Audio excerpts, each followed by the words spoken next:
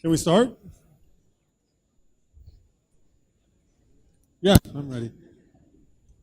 Welcome to the panel on building Iraq's future, education, youth, and employment. I'm Thanassis Cambanis from the Century Foundation, and it's my privilege to moderate this really amazing group of people. We're going to try and set a sort of record and do a 6-person panel in 35 minutes. We're going to wrap up right on time at 1:30, and my panelists have all promised to be incredibly concise and brief with their insightful comments. So the topic of this panel is one that I think is all too often treated with an enormous amount of vagueness. We hear a lot of talk about youth, employment, and education, and it's usually either filled with platitudes or with very far off future goals. And what binds all the people on this stage together is that they're involved in very hands-on ways in specific individual challenges of trying to raise children, educate them, employ them, and create wealth in contemporary Iraq. So to start off, I'm going to ask Hisham al-Thahabi, who runs the Iraq Home for Creativity, to address this notion that Iraq has today, it plays host to a lost generation. And I want to ask you, Hisham, to tell us, with the youth that you work with, would you characterize them as a lost generation? نعم، شكرا جزيلا. حقيقة ما نقدر نقول جيل ضائع، باعتبار إذا قلنا جيل ضائع معناته كل هاي الشباب وهاي الموجودين هنا واللي يشتغلون واللي أنجزوا هذه الأشياء هم ضائعين. نحن نتحدث عن شريحة محددة لم تجد الاهتمام الكافي، ولم تجد التعليم الكافي، ولم تجد الخدمات الصحية الكافية، ولم تجد البيئة الصالحة لكي ينمو بطريقة صحيحة مع حفظ كرامتهم وحفظ براءتهم. نحن في مؤسسة البيت العراقي للإبداع بإمكانياتنا البسيطة سعينا من أجل أن نحتضن أكبر عدد من الأطفال والمراهقين اللي قسم منهم هم أيتام والقسم الآخر مشردين أو فاقدين للرعاية الأسرية أو نتيجة تفكك أسري لم يجدوا من يحتضنهم. ونسعى دائما لتوفير الخدمات الصحية، طبعا وبالبداية نركز على الجانب النفسي باعتبارنا متخصصين في مجال علم النفس، فدائما نقدم الخدمات النفسية للأطفال ونحاول قدر الإمكان نعزز ثقتهم بنفسهم ونخلصهم من العقد والمشاكل النفسية، وبنفس الوقت يعني نستحصل على مستمسكات رسمية ونعيدهم إلى مقاعد الدراسة. والحمد لله والشكر يعني عندي شباب وصلوا أنهم حاليا متزوجين ولديهم أطفال وموظفين في المؤسسات الحكومية. هذا دليل على أنه أي شاب أو أي طفل أو أي شخص متى ما يجد بيئة مناسبة أو حضن دافئ أو ناس تهتم به من الممكن أن يصبح مبدع، ومن الممكن أن يصبح إنسان سوي وعنصر فعال في المجتمع العراقي وغير العراقي. And Hisham, you've been doing this work for 16 years. And so you've seen people who came to you as young children grow up into adulthood.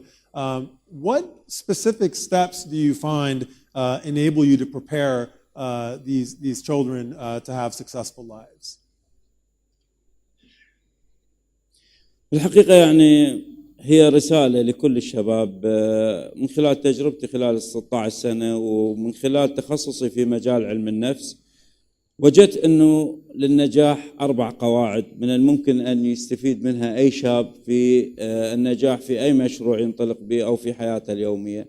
القاعدة الأولى هي أن يكون متخصص، أن يتخصص في مجال معين وأن لا يشتت نفسه في عدة اختصاصات. التخصص في مجال معين كالبناء العمودي، كلما ارتفع كلما شاهده ناس أكثر. أما التشتت في عدة اختصاص فهو يصبح بناء أفقي مهما امتد لن يراه الآخرين. القاعدة الثانية هي أن يكون جريء في اتخاذ الخطوة الأولى. كل الشباب اللي موجودين ما شاء الله عليهم متمكنين في كل مجالات الحياة ولكن تنقصهم الجرأة في أن يخطوا الخطوة الأولى، ودائما تجدهم مترددين خوفا من الفشل. فأنا أضرب لهم مثال أنه كل الناس الموجودين عندما نطرح قضية أول محاولات للطيران سوف يتبادر إلى الذهن عباس بن فرناس، مع العلم أن عباس بن فرناس ما طار، كانت محاولات فاشلة وبالتالي مات بسبب إحدى المحاولات. ولكن الآن كلما ذكرنا الطيران نذكر عباس بن فرناس. أنا أدعو الشباب أن يكونوا غير مترددين، لأن هذا التردد يحرمهم من فرص النجاح. القاعدة الثالثة أن يكون صبور على النجاح، لا يستعجل النجاح، لأن الاستعجال النجاح المستعجل سوف يذهب مستعجل، فعليه أن يصبر ويمنح الآخرين فرصة للتقييم ووضعه في خانة النجاح. والقاعدة الرابعة وهي الأساسية أن لا تقارن نفسك بالآخرين، ولا تعمل من أجل أن تكون أفضل من الآخرين. اعمل وكأنك في عالم خاص بك وحدك، واترك أيضا فرصة للآخرين تقيم عملك وتضعك في خانة النجاح وتقارن بينك وبين الآخرين. هذه هي القواعد اللي عملت عليها واللي ربيت أطفالي عليها، بحيث أنه كل الشباب اللي عندي حاليا لدي مجموعة من الشباب الذين تخرجوا من دار الأيتام والمشردين، لديهم دار للمسنين يديرونه ويجمعون المسنين من الشارع ويعملون على تنظيفهم وعلاجهم وتوفير كل فرص الحياة لهم. هذا هو اللي نحتاجه من كل شبابنا وكل المراهقين الذين نتعامل معهم حتى في داخل الأسرة وليس فقط المؤسسات. So when teenagers grow up, many of them go on to university, and Christine Vanden Toorn, you have a unique vantage point from your work here at AUIS. I'm curious, what's your assessment of the readiness of the kids who come through here, and what are the biggest challenges in graduating people who are ready to take part actively in working in this country? Yeah. So as Hisham said, he mentioned 4 traits or 4 attributes that he tries to instill in children. And to answer your question, and just to piggyback a little bit on, or to use his framework, I think that and this isn't just for the private sector, it's also for civil service in Iraq. I would say there are 4 or 5 main skills, soft and hard skills, that students lack when they come to AUIS. So I could generalize and say when Iraqi students graduate from high school, there are certain skills that they don't have that they need to enter the workforce, be that the private sector or the public sector. And this I've assessed from being at AUIS the past 10 years and also spending a lot of time with the private sector companies in Iraq and talking to them about what they need from youth that they're not getting and they're not seeing right now. And so I would say, number 1 is English. And some of you that are in the audience, I apologize, because if you've heard me speak before, I've mentioned a few of these things. So if it's repetitive, I'm sorry, but it's very important and it's not happening yet, so I will say it until it happens. So 1 is English.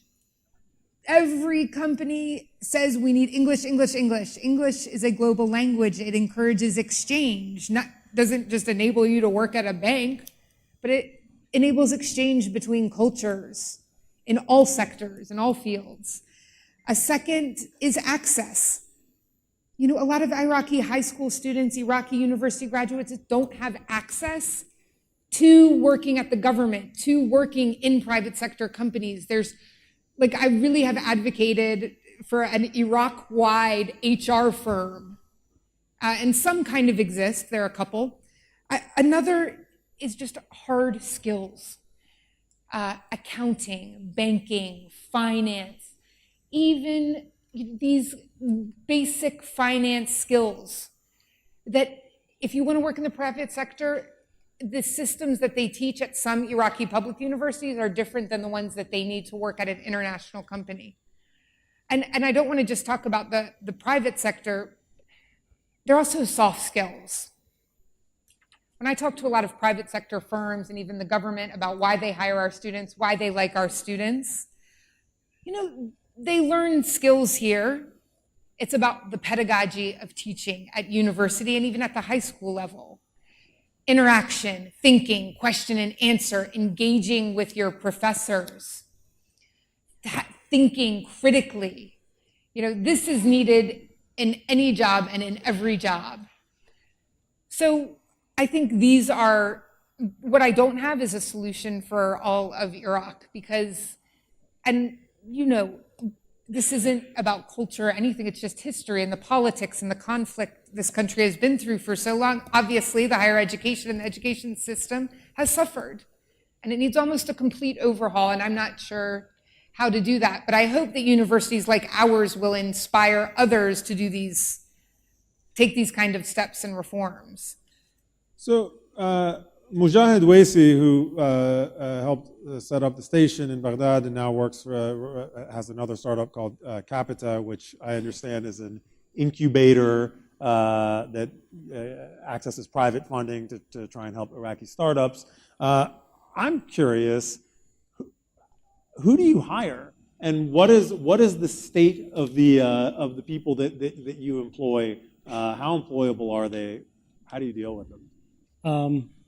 Honestly, I think it's the main challenge for us, even when we was yesterday at the round table for entrepreneurship and youth.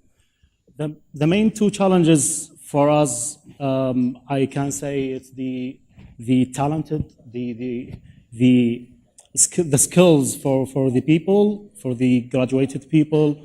There is a huge lack of knowledge, experience. So this is the first challenge for us. The second one is the access to finance. So for our work previously with the station and right now with the incubator, I think it's very important to create role models for the youth, because till now the current culture for the people, because of the previous the regular mindset for the Iraqis, they are just looking for the public job. They are most of the main challenge for us, I think, most of them, they think they don't need training, they don't need to know more about their sector or their specialties. So they just feel like, yeah, I just graduated from the government, from the college. I just wanted to, I'm just waiting for the government to do something. So for us, we are started this from the private sector itself. And I think we have to prove the concept that the youth, they have the ability to do something alone without the support of the government at the beginning. For sure, we need the support. We need to have the facilitate the infrastructure for youth employment and for the private sector development. But basically, we have to do this by ourselves. That's why we started the station and we started the KAPITA to build a trust bridge between the youth, startups, and the investors. So I think it's very important to push the youth to do something by themselves. And till now, we have that challenge. We have a lack of talented people. So I've always been very skeptical of any framework that talks about youth, because I think young people are just people. And if you have an endemic problem in a society with finding initiative-taking employees, that's probably not a youth problem. It's probably a societal problem. And so I just want to put that out there so that we maybe talk about these concepts And if they're connected to youth, that's fine. But I find that to be a sort of misleading. Young people just grow up to be old people, right? And they usually fit into whatever the frameworks exist in their society. So I wanted to actually ask Marwan Ahmed, who's he had a smaller startup called Mishwar that delivered groceries, I think, and now runs Kareem, which I assume might mean that you have a wider cross-section of people that you employ. So not only college-educated people presumably work as drivers in a rideshare startup. So I'm curious to you, what do you find in the people that you work with or that you try to employ? How trainable are they? And what are the biggest challenges to getting a workforce that can do the jobs that you're trying to get done? So talent and skill usually in other markets are, like talented people are the products of either a good higher education system or a good, technical companies, developed industries that are working in the market for a couple of years. So the technical spillover, the investments that companies do in these markets. In Iraq, both of them are not helping. Not the private sector nor the higher education system. And my previous experience before business, I've worked with higher education institutes, both in NGOs and different areas. And we found out that it's impossible to suddenly revolutionize the whole higher education system. With the exception of AUIS, probably one or two other universities, none of them are fixable in the short term. So what we find in the Iraqi labor force is people who are all on the same level, with the exception of those who are self-taught, those with hunger and curiosity that made them go out there and find what's new on YouTube and what's new on the internet. And then there is the clusters effect, where you have a group of people, for example, Fikra Space, that's a community of tech and entrepreneurship enthusiasts who've mingled with each other and started to build capacity of the people in the community and among themselves. So when we hire now, we look for raw talent. Like we ask basic, simple arithmetic questions and logic, and we tell people, don't tell me the answer. I want to know how did you get to that answer. And then when we see that this person, he or she has that ability to learn, we just go and hire them and invest in them. And we've done, and we're doing actually a large-scale program. We call it Kareem Ambassadors, which gets people from universities, people with no talent, with no experience, but have talent and the ability and hunger to learn, and train them, all these soft skills that Christine just described, and maybe a little bit more, a little bit less, and If I were an entrepreneurial 22-year-old, I might use all my hustle to try and get a government job, because that's a much better investment for my life than working hard for you, knowing that in a year or two I might be out of work. Listen, we always speak about entrepreneurship and how 90% of them fail and so on and so forth. And I agree. But what startups and what's, working for a venture like Kareem, both of them do have their merits. People who come out of failed startups are different kind of people, are the people who are, moving the society today. And people who work with corporate, let me boast about it, as Kareem, again, and I'm interacting with my colleagues and seeing that they're benefiting, even those who we are getting from different companies, the experience that they have with an international company that, ventures in a new areas that nobody else has gone to before, the way that we do marketing, digital marketing, the way how we analyze data and how we come with solutions for existing problems. It's just an exciting time to be part of a good team and learn from people in Baghdad and other parts of Iraq, because our plan is to be pan-Iraqi, to be everywhere in Iraq and build capacity while we're moving across directions. So brain drain is something that comes up a lot when you talk about development in any sector in this country. Amaar, Ameen, you run a company that everyone tells me is the Amazon.com of Iraq. So I guess you're the Jeff Bezos of Iraq. Why did you stay here? Why are we not looking at an empty seat that's a testament to the brain drain problem? Thank you all first for this for hosting us today. Your question, the answer to your question is a little difficult because I've made this decision a long time ago. When I was younger, I was full of energy and I wanted to do something for my country, and I was very serious about it.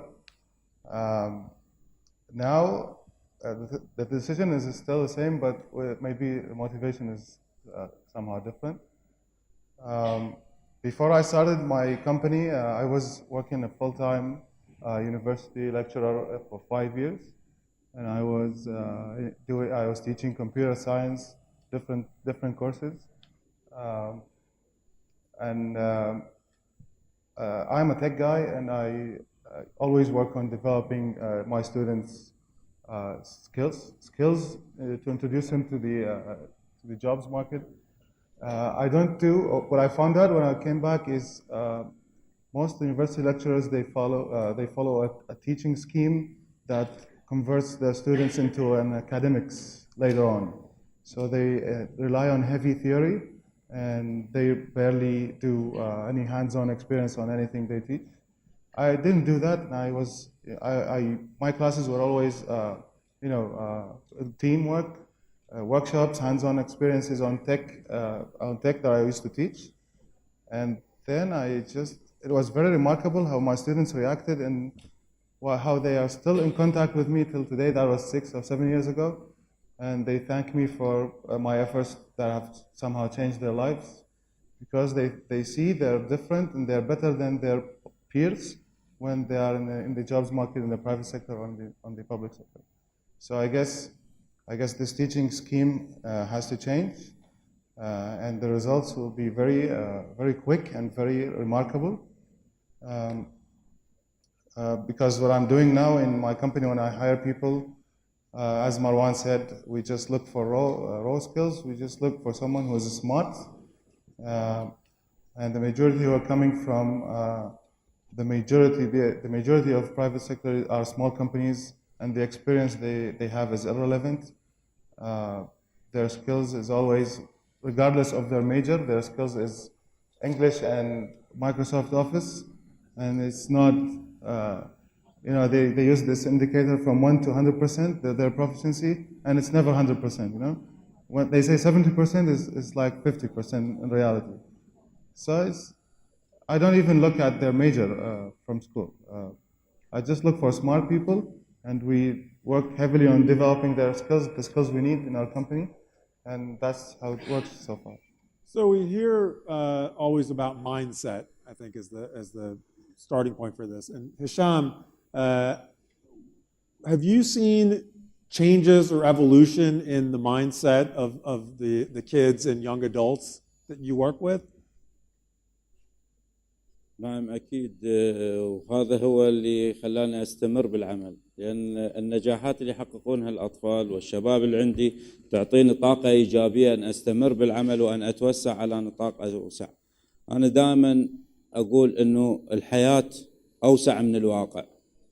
أنت بإمكانك أن ترفض الواقع وتعيش الحياة تطلع لها. يعني إحنا مثلا سوينا لنا عالم خاص بينا، هذا العالم هو اللي أنتج لنا أشخاص وعناصر فعالة بالمجتمع، وحولنا الأطفال من أطفال عالة على المجتمع يائسين من الحياة إلى أطفال إلى شباب أسوياء يخدمون المجتمع ومتفائلين وكلهم أمل.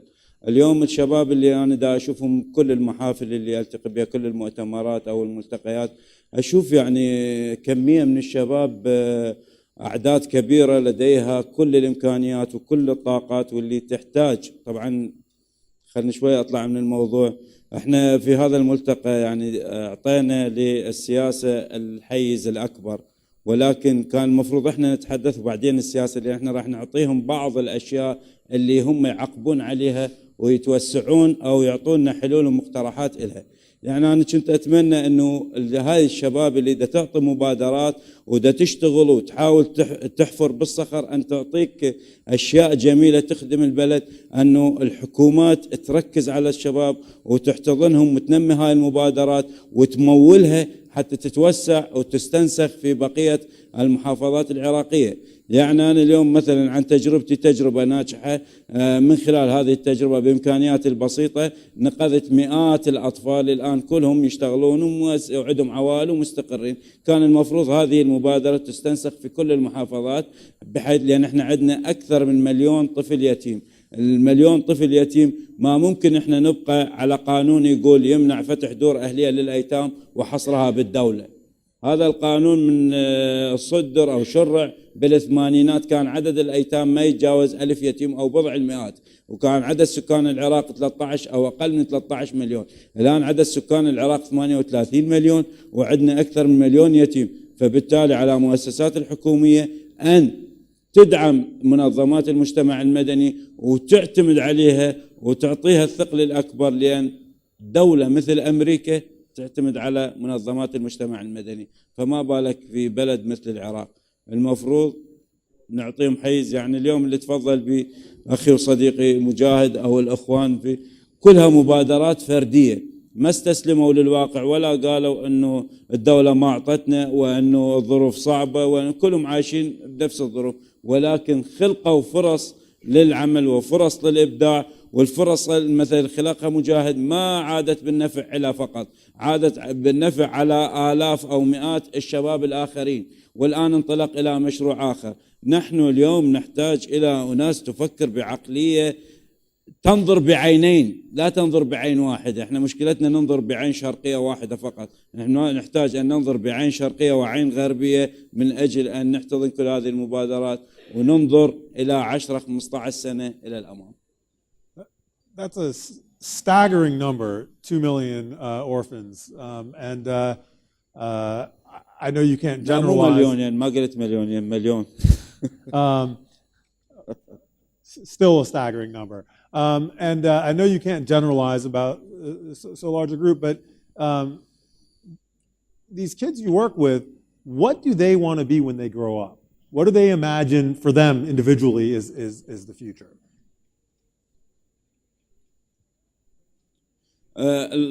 يعني الأطفال اللي عندي عندهم خصوصية تختلف عن بقية الأطفال، حتى الأطفال الأسوياء اللي عندهم أم وأب وعايشين بعوائل.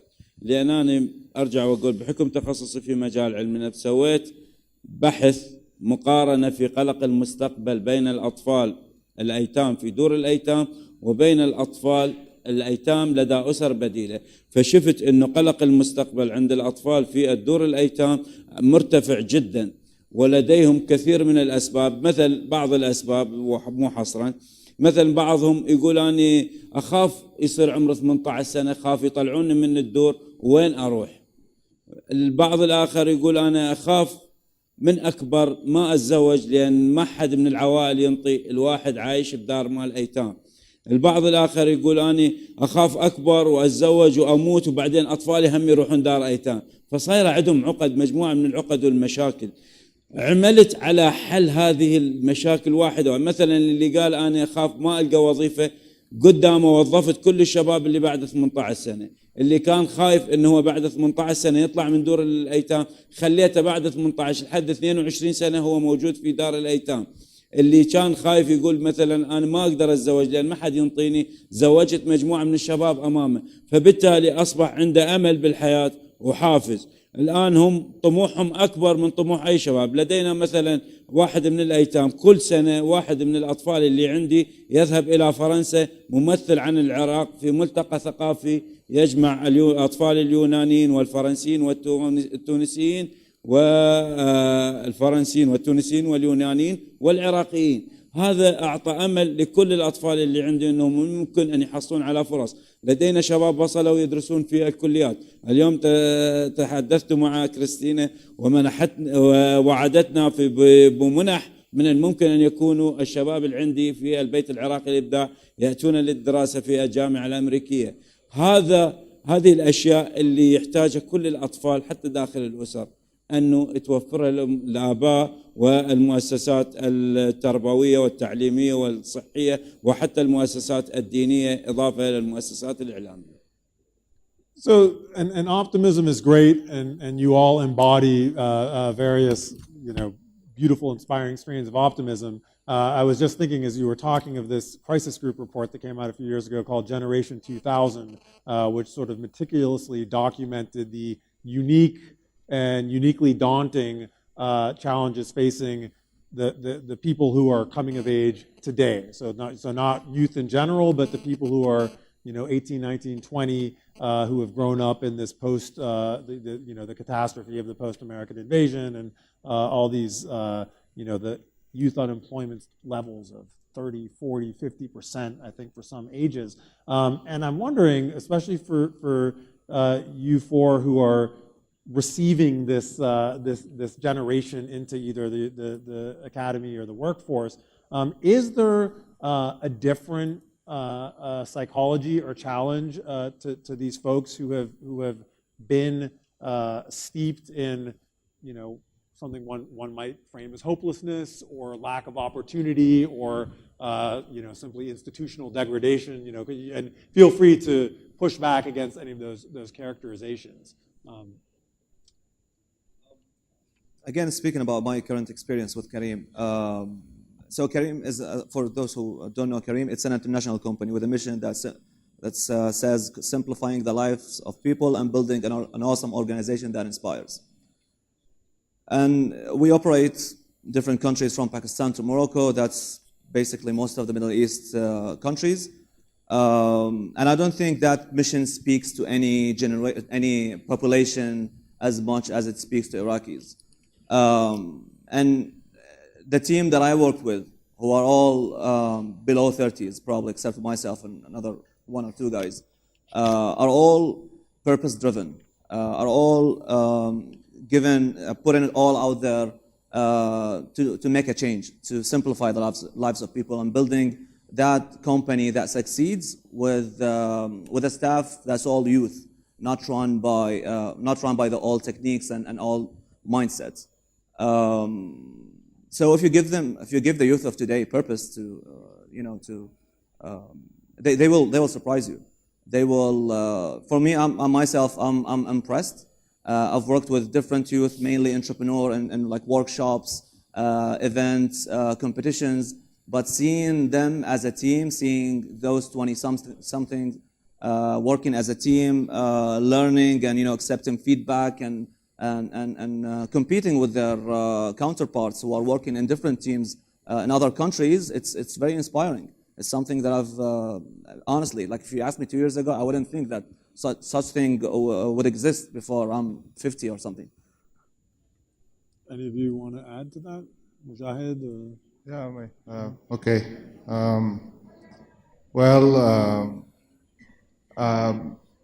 Marwan himself, what he said about Careem is correct, because there is a huge impact by the size of the organization they're working with on their mindset or their social status.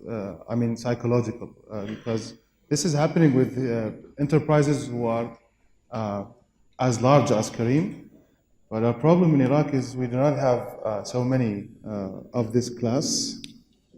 Like Careem is just a new entry to Iraq. Before Careem, there was, I can say, only the telecom giants.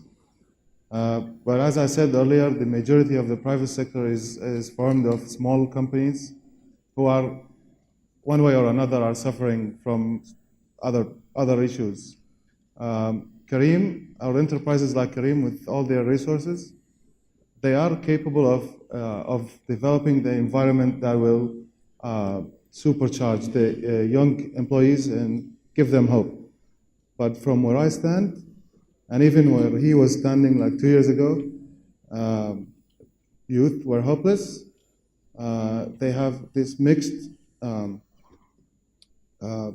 mixed approaches of how they judge where they are and what's going to happen next. It's pretty difficult to deal with them, and sometimes I do approach them in an indirect way, and I'm addressing some psychological status, which is, I don't think it's a normal thing to do in a corporate environment, or maybe not in the way we are related, but I feel my company, my startup is doesn't have the capacity to do what Kareem is doing to their team. Well, and you all complained beforehand about lack of access to finance, right? That in particular, the kinds of businesses you start up, which arguably are the kinds of jobs we want to see more of, right? More adaptable, you're more willing to actually train your poorly trained but willing new employees. So is that because you're young? I mean, are the people with money in this country not willing to fund you because they think your kids or they think your businesses are too young, or what? Like, and maybe Mujahid, you want to address this? Yeah, for me, I think I have to address something related to the access to finance, and even I have to talk about the Kareem experience, because they are doing very well.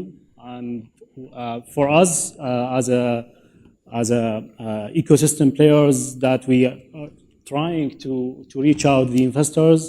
So for us, Kareem is one of the very obvious success story for the private sector currently.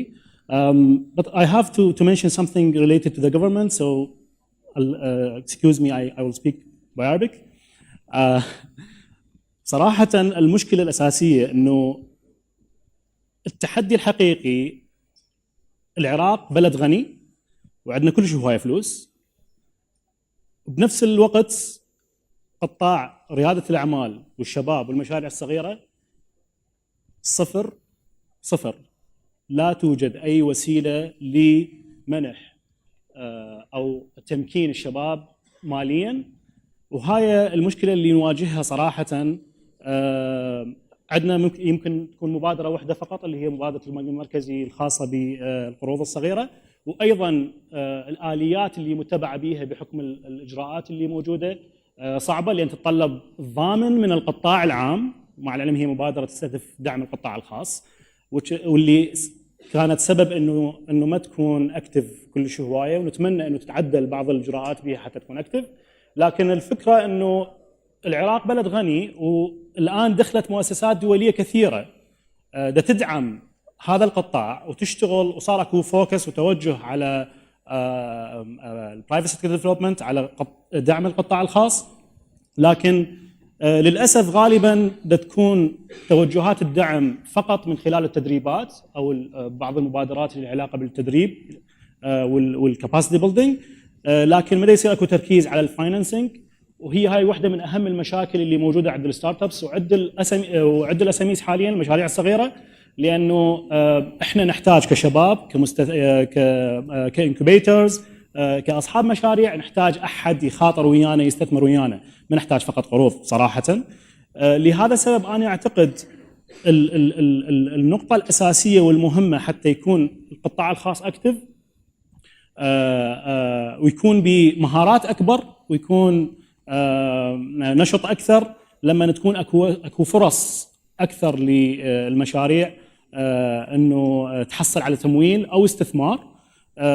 وهاي مهمة الحكومة بتسهيل بعض الإجراءات والقوانين، بالإضافة إلى مهمتنا إحنا كشباب نكون مقنعين المستثمرين والمؤسسات الدولية أنه يتحول التوجه من منح لNGOs أو لمؤسسات فقط تقوم بتدريبات إلى التفكير بشكل مختلف بآليات متقدمة أكثر، شلون إحنا نستثمر بالمشاريع بشكل مباشر.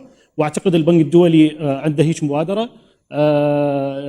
فند اوف فند انيشيتيف. اي ثينك انا اعتقد انه لانه صراحه واحده من اهم المشاكل اللي عندنا، نص تقريبا احنا كايكو سيستم وشباب بدنا نشتغل بمجال رياده الاعمال، نصف الشباب اللي عندهم مهارات جيده دا يشتغلون الان بكريم. فاكو اشكاليه كلش كبيره لما تجي بيج كوربوريتس راح تاخذ السكيلز بيبل، وبالنهايه دا نواجه واقع يعني اكو مشكله بالفاينانسنج، وبنفس الوقت لانه اكو مشكله بالفاينانسنج الستارت اب ما يقدر يجيب ناس مؤهلين يشتغلون صح على البزنس مالتهم ويطلعون نتائج ملموسه. شكرا. Thank you, Mujahid, and thank you all on this panel for taking part. There's clearly no shortage of initiative among Iraqis. There's clearly no essential reason why Iraqi youth or Iraqi workers more widely can't be as productive as in any other wealthy country. And I think you have brought some measure of specificity to addressing that problem. Thank you all very much for your time, and thank you for your attention.